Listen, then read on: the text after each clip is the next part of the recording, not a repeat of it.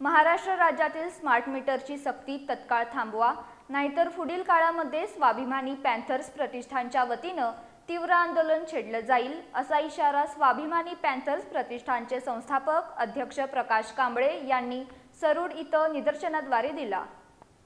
शाहूवाडी तालुक्यातील सरूड इथल्या स्टँडवर आज स्वाभिमानी पॅन्थर प्रतिष्ठानच्या वतीनं 11 वाजता निदर्शनं करण्यात आली। ग्राहकांना विश्वासात न घेता शासनाचा हा मनमानी कारभार खपवून घेतला जाणार नाही, त्यामुळे स्मार्ट मीटरची सक्ती नको।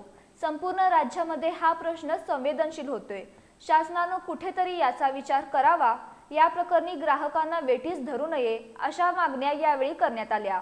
यावेळी तालुका अध्यक्ष प्रकाश माने, प्रदेश उपाध्यक्ष सचिन कांबळे, RS कांबळे, प्रदेश सरचिटणीस अनिल कांबळे, धनाजी गुरव, राजाराम मगदूम, प्रदीप माने, यशवंत गजापूरकर, सागर कांबळे, सुमित काळे, मानसिंग आडके, युवराज काळे, रवींद्र चव्हाण यांच्यासह स्वाभिमानी पॅन्थर्स प्रतिष्ठानचे कार्यकर्ते उपस्थित होते। यावेळी मागण्यांचं निवेदन महावितरणचे तालुका अभियंता अनिल कुंभार यांना देण्यात आलं।